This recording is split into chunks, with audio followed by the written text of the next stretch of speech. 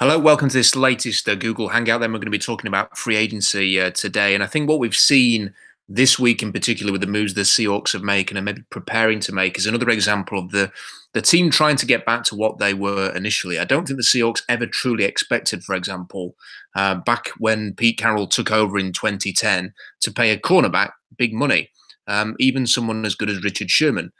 In the piece that I published earlier today, which you may well have seen about free agency, I highlighted this quote from Michael Lombardi, who was talking about the future of Richard Sherman a year ago when it was first initially touted that he could be traded. And this is the quote from Michael Lombardi. I think Seattle really thought twice about paying Richard Sherman. They felt they had to when they won the Super Bowl. Now their cap's kind of a mess and they need to fix it. So I think the reason they need to fix it is because they put all that money in the corner position in a defense where we feel you can draft players that fit that scheme. Seattle did it. They've done it over and over again. The scheme in Seattle allows you to find cornerbacks, especially size speed corners, of which there's a bundle of them in this draft that can play deep third of the defense, they'll tackle, and they can play within the scheme. I think this is a really important quote, and it really gets to the crux of the matter why Richard Sherman has departed. There's been a lot of talk about that over the last few days about the presence of Richard Sherman in the locker room and how the team feels about him and injuries and age and stuff like that. But really, I think when it comes down to it, just how the Seahawks view this position in particular. Now, they felt that, Richard Sherman was such an integral part of the team. Imagine after that Super Bowl and after the tip, if they just allowed him to walk away in free agency or they tagged and traded him to somebody else. There would have been a really bad reaction to that in Seattle. And Richard Sherman was one of the big success stories when Pete Carroll took over with John Schneider. So signing him to a reasonable new contract as they did, not a big surprise. But I think if you look at their time since 2010, they've never really looked at signing any big name free agent cornerbacks, apart from Kerry Williams, who was a disaster, and maybe that's playing into this as well.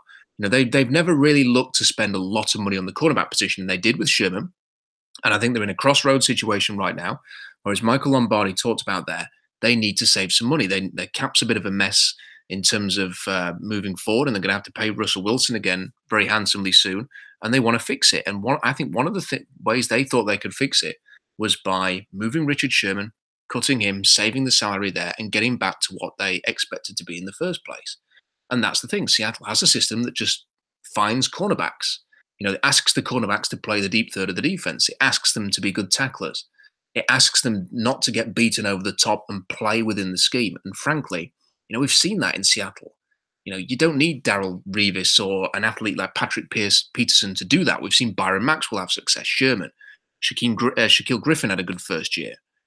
Brandon Browner, they plucked from the CFL, had a terrible year in New Orleans, had a really good time in Seattle, though. This is why the Seahawks haven't drafted a cornerback earlier than the third round as well, because they can find their guys. And most of their picks at the position are day 3 picks. And it's why a lot of these mock drafts at the moment are a little bit frustrating because they put a cornerback at number 18 when we know that the Seahawks are content to find their guys who fit a profile, they plug them in, they coach them up, and cornerback is not a position that they believe they need to take in the first round or the second round, or they need to pay, $15 million a year, which is what Tremaine Johnson's going to get in New York with the Jets.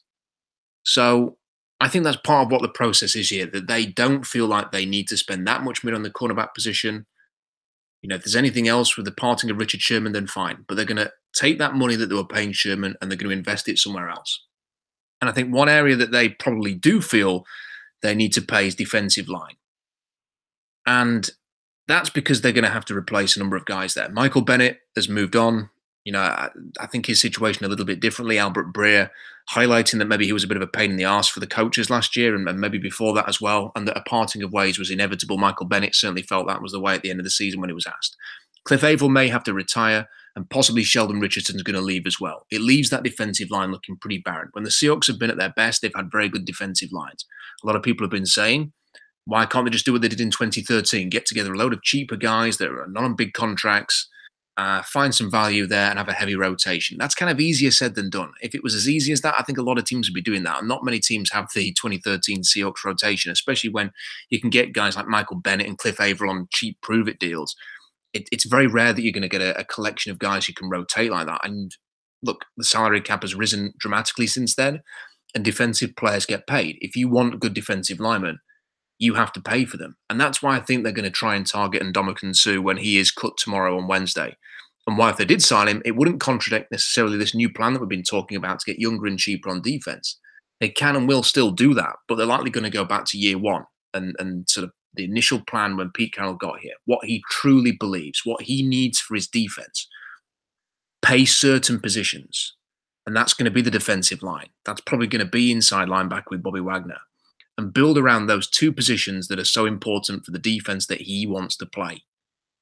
That could also possibly be free safety as well, but we'll see. Will Thomas's future will determine how they view that position too. We'll come back to Will Thomas in a little bit, but we'll find out how significant that we felt that was important for a long time. We'll see how important the free safety position is to Pete's defense over the next few days, and whether it is actually the defensive line and linebacker where they want to pay their money and just coach up the defensive backs.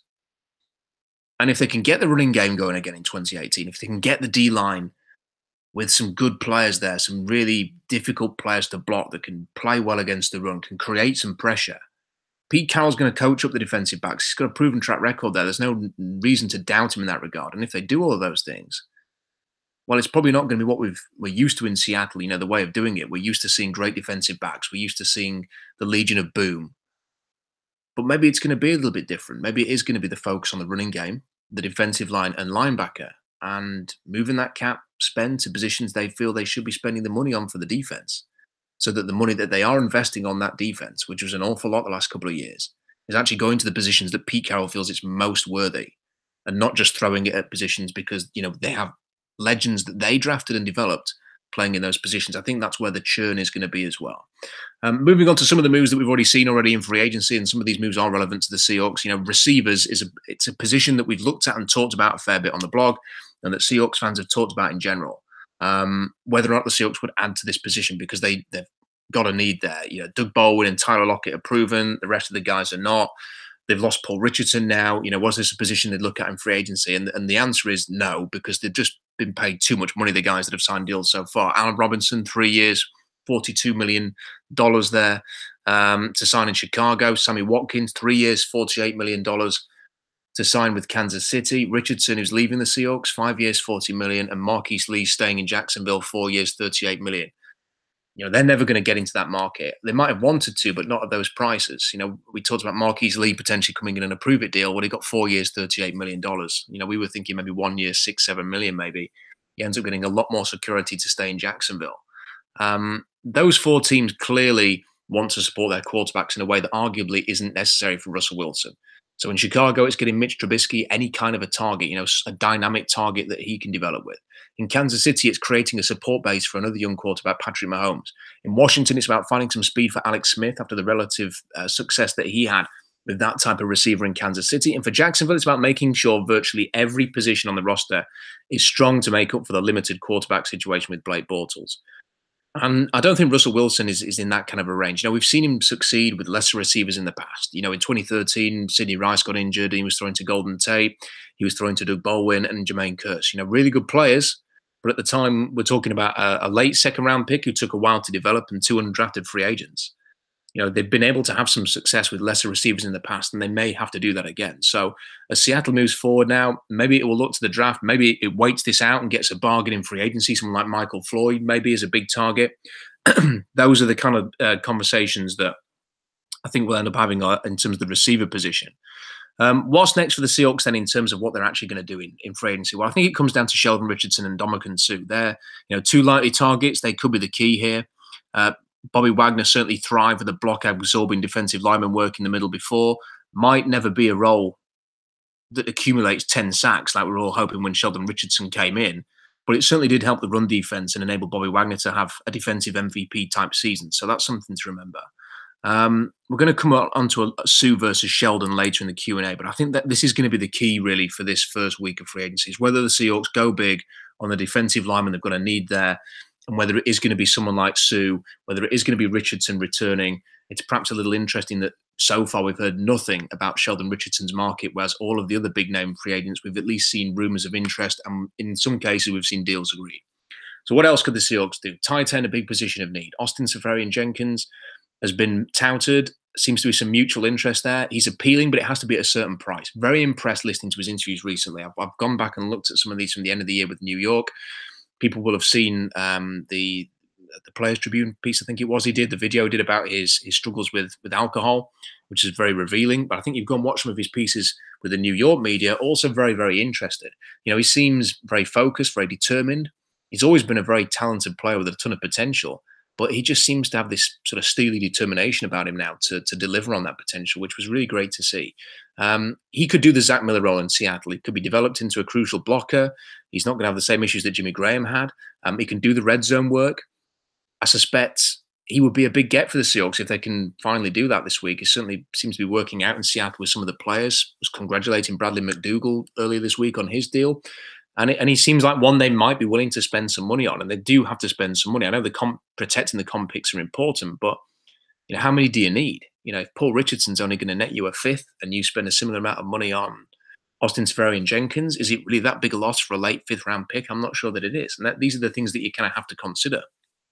If Richardson's getting about $8 million a year, losing that comp pick to sign Seferian Jenkins might actually be worthwhile.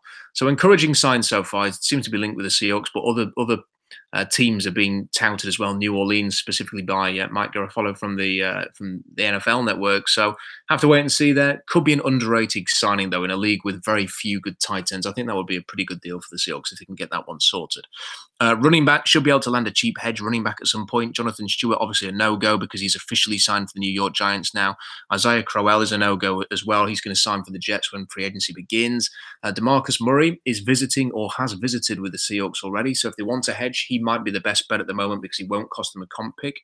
Remains to be seen what the market is for Carlos Hyde as well. Another name to watch there. Nobody has really been talking about the San Francisco running back. So if his market is cold, that could be something where the Seahawks capitalize there with a 1 or 2 year deal maybe. And he's a very good player. It would be great to pair him with either Chris Carson or a rookie and have some nice depth and competition going into next season if they can get that one done. Would also be nice to steal a player from the San Francisco 49ers this week. In terms of guards, another position we talk about a lot, certainly my impression is that it's a bit of an underwhelming group. Josh Sitton might be an option as someone that can potentially cut down the line if needed.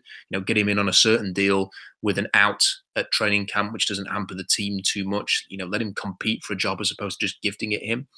Might be able to work a flexible contract there. Not really sure what his market is, but he has been cut by 2 teams, I think, in the last 2 or 3 years. That's something that is also a bit of a concern. Not particularly interested in overpaying for Justin Pugh or DJ Fluker, especially given that New York seem prepared to move on there. Feels like the Seahawks have been there and done that with Luke Jokel. So we'll see what their market is, but not a great deal of interest there. Still think that the best thing to do is to look at the draft for interior offensive linemen. It's that good a year at the position, and that would be a better option for the Seahawks. The only other thing to really keep an eye on, as I mentioned, is Earl Thomas and what happens there. I think if it's going to happen, it's probably going to be the next few days. The safety free agent market is pretty thin. People like Eric Reed, but not a lot else. The draft is okay-ish. Some guys are going to be drafted earlier than maybe they should do at the safety position.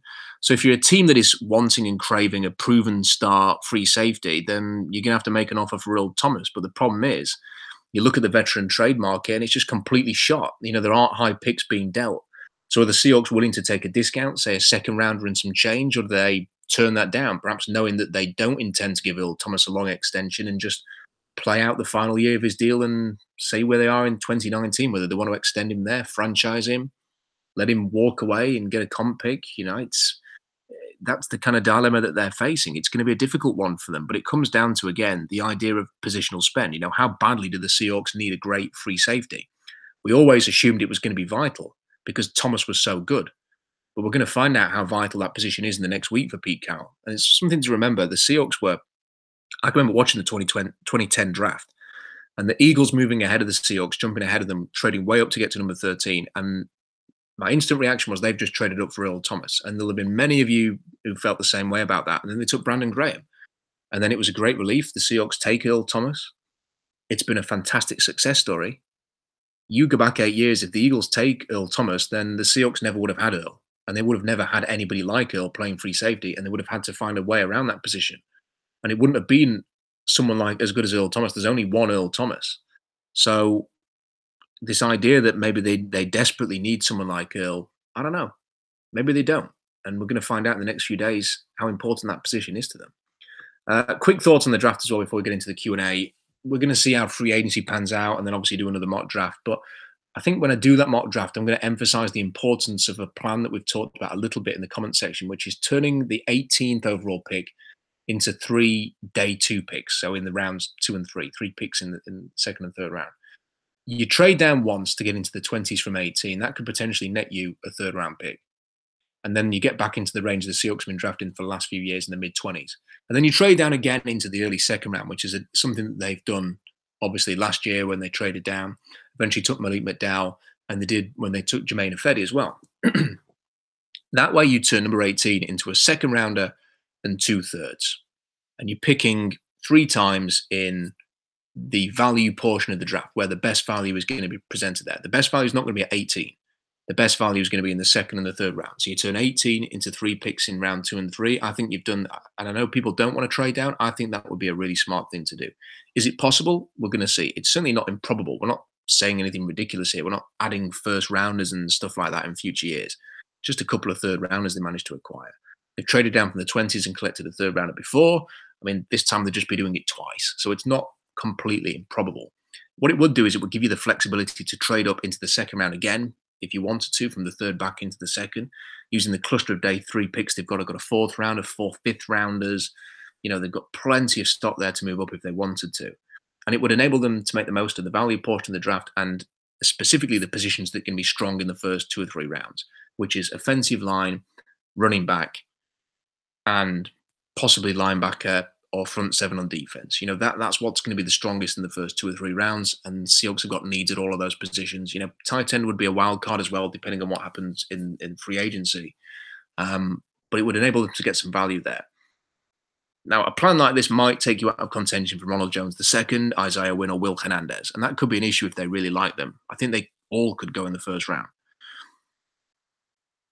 It could help them potentially, though, land a duo of, for example, Austin Corbett and Nick Chubb, or one of the other running backs. Alternatively, you could go running back first and then take someone like Braden Smith later on. So if they wanted to go O-line and running back as a priority in this draft class, that is a way of doing it.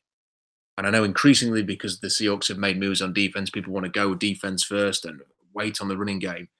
The number one priority has got to be to fix this running game at all costs. They'll get a defense, they'll put a defensive product on the field. They've got to get back on that running game. Otherwise, they're just not going to be competitive next year. The run is key to everything this offseason. On to the Q&A then. So Trevor says, Rob, if you had to pick between Sue and Richardson for, say, a similar contract, and he suggested one here of 3 years, 38 million, 26 million guaranteed, which guy would you pick? I think the guy that I would pick is Ndamukong Suh, just because you're going to get a comp pick for Richardson, and then you get to have Ndamukong Suh. So Suh's not going to count against the comp picks. Richardson then signs for somebody else, and you get a comp pick in 2019. They're going to need that because they don't have a second rounder because of the Dwayne Brown trade. So you get an extra pick there. So that it's going to be interesting to follow, though, because let's see what Sheldon Richardson's market is. Because if it's same as Dontari Poe a year ago, he had to take a 1 year, I think it was $8 million contract, which is what Richardson earned last year with the Seahawks. If he's in that kind of situation again, you could get some really good value with Sheldon Richardson. And then you just wonder, if you could get Richardson for $8 million for 1 year, could you get both Suh and Richardson? Probably a little bit far-fetched, probably a bit of a pipe dream, but those two guys are certainly worth watching over the next few days. Trevor's second question says, of the veteran free agent running backs on the market, who makes the most sense for the Hawks to bring in on a low dollar deal? Well, obviously Jonathan Stewart's gone, so it really kind of just leaves DeMarco Murray now. I don't think you're looking for a superstar there. I think you're just looking for someone who competes. You need someone who's going to have to be cheap. And then ideally you have Chris Carson and a rookie winning the battle in the way that Mark Ingram and Alvin Kamara did in New Orleans in 2017. And then maybe you cut the veteran, or you can trade them like New Orleans did for Adrian Peterson. And that's a situation there that I think would be beneficial. But they are going to sign a hedge. I think Carlos Hyde would possibly be the best one. But again, his value is going to have to be in a certain place. And question 3 from Trevor, do you think the ever-increasing salaries and value placed on the interior O-line in today's NFL make it more likely the Hawks go interior O-line with that first pick, given that there are 3 great options in Wynn, Hernandez, and Price, and 2 really good options, Smith and Corbett, all likely to go in the top 15? I don't think the salary makes it any more likely. I think they might go that direction just because of the quality of the players you mentioned there, Trevor. It's going to depend on whether they're able to get more than just the number 18 pick, of course. If they have multiple picks in round 2 and round 3, and if they can turn number 18 into 3 picks in round 2 and 3, as we've talked about there, it gives you a really good chance to get an interior offensive lineman and then sort the running back position out as well, plus a defender or tight end. So some good options there if they trade down. And if they trade Earl Thomas, then all bets are off. If they get a first round pick for Earl Thomas or an early second round pick, then it does provide them with a great deal of flexibility there to go and target one of those guys. Nick sent some questions in through Twitter. It says, do you think Bradley McDougall can lay the boom like a true strong safety? I'm concerned about his ability to set the tone for us. And is there anybody in the draft we could realistically be targeting to compete with him? I'm not sure he's the kind of big hitter that you're hoping for there, Nick. I think based on the eye test, he plays the run well and didn't do anything wrong filling in for Cam Chancellor. And he does give them some flexibility to play both safety positions. I think you're going to find it very, very. If you're hoping for Cam Chancellor Part 2, you're going to struggle to find. Teams look for these big, strong, physical, hard-hitting safeties, and there just aren't that many in the league. Cam Chancellor was a throwback, and it's going to be really difficult to find somebody like him again. As for players in the draft that could compete with McDougall, certainly there are strong safeties out there. Derwin James is going to be probably a first-round pick. Justin Reed, Kaiser White, Ronnie Harrison. I think it's probably more of a later round situation this year for the Seahawks, and for that reason, I'd maybe check out Terrell Edmonds, who had a great combine. He's Tremaine Edmonds' brother, so good bloodlines there. Had a fantastic combine. Dane Cruikshank had a very good combine as well. There are some other safeties too. Cameron Kelly might be somebody to keep an eye on that they maybe like the look of, and Atrell Jameson they might like as well. And they've reportedly, according to Tony Pauline, also spent a lot of time monitoring Jesse Bates III. So there's another name to keep an eye on as well. And Nick says, crystal ball. Is it going to be Ndamukong Suh in Seattle or no Suh?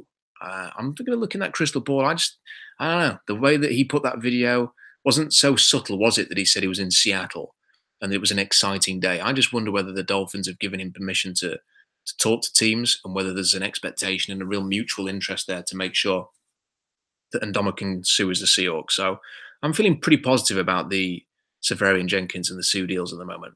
And question 3 from Nick. John Schneider was director of football operations when Green Bay drafted Jordy Nelson. Do you think they might try and sign him? Well, he turns 33 this year. Obviously, Nelson's best days are behind him. Would personally prefer a younger option, someone with an incentive to earn the big money, not someone who has already made a fortune and is just looking to extend his career for another year or two. Yet John Schneider was in Green Bay when they drafted him, so it certainly is worth monitoring. Not overly excited about Jordy Nelson personally, but if he could come in and provide a bit of a bigger target there and some red zone targets as well and make up for some of the lost production with Jimmy Graham, then certainly that could be worthwhile, even though he is on the back end of his career now. Curtis has got in touch and says, would Bishop Sankey be a practice squad target? He tore his ACL week 1 last year, but if he's recovered, could he be a find and could be a hedge against further Pro-Size Carson injuries? Could be a cheap PC project for the offense with some pass-catching running back potential. I think it's unlikely, Curtis. He's had a very underwhelming pro career, hasn't he? Unlucky with the injury, but before that was disappointing. And I think the time for projects at running back are done. Go and get someone who can lead this running attack now and make it a lot better and can be a feature runner. I mean, they've already got Chris Carson. They're going to work more with him. He's still a bit of a project. It's coming into his second year. CJ Pro-Size they've got to work on. There's going to be at least 1 rookie, if not 2. And there's JD McKissic as well, and they might re-sign Mike Davis. So I think there's enough projects there. I think it'd be really good to see the Seahawks just go out and get someone who's really good to lead the running attack. Andrew P says, could CJ Pro-Size be a new Seahawks wide receiver? I think it's possible. I mean, he's got a background there. Might be worth a try. I don't know if he's cut out to play running back with all these injuries that he's had. Is he willing to take the physical beating at that position, or does he need to play a more finesse role?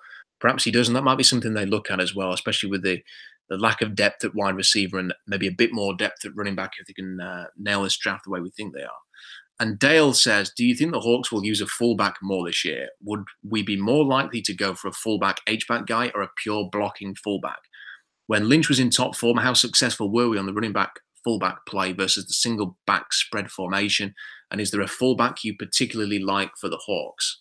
I don't know on how successful the Seahawks were on the running back fullback plays versus single back. I did see some statistics in the past which suggested, and look, don't quote me on this because I don't know. I just I have a recollection is just reading the question out that they might have been better without the fullback, and that might be why they went away from that last year. But Can't fully remember. If anybody's got a better knowledge of that, they want to leave a note in the comment section, specifically for Dale and his question, then feel free. I think any fullback the Seahawks use going forward is going to be one who offers something more than just blocking in the running game. I think it's going to be someone with an element of dynamism, somebody you have to account for, someone who can essentially be a younger version of Marcel Reese. It'll be someone who excels on special teams as well. And I can't say that I've got a name specifically for you, Dale. People might suggest Jalen Samuels at NC State. Also seen suggestions that teams very much view him as a running back rather than a fullback or as an H-back or a tight end. I think they might be more likely to roll with either an athlete or a project they find in undrafted free agency. It could be Jalston Fowler, who they signed on a futures contract, or it could be Trey Madden, who they had last year as well. So I think that's what I would go with for now. So I'm going to wrap up the Google Hangout for today. If you're watching on YouTube, most of you will be, then just give the little thumbs up, click, and it will offer your support for what we're doing here in terms of promoting the videos out. I think it pushes them a little bit more the more likes they get. Thank you to everybody who's part of the blog again and this community. I'm just really impressed with the civility of the conversation going on in the comment section during a very difficult time with Richard Sherman and Michael Bennett leaving, and some big free agency moves and a lot of big opinions. Great job, guys, and just keeping it very, very civil and friendly and personable in the comment section. Thank you to all the patrons as usual as well, who support the blog and help us do a lot of different things. Hope you like the video. If you do, let me know. If you want to hear more of these, keep letting me know whether you like them or not, or if you've got any ideas for them. No doubt we'll have another video very soon with free agency kicking off tomorrow. Hopefully this is going to be a very interesting time for the Seahawks, and we'll speak again soon.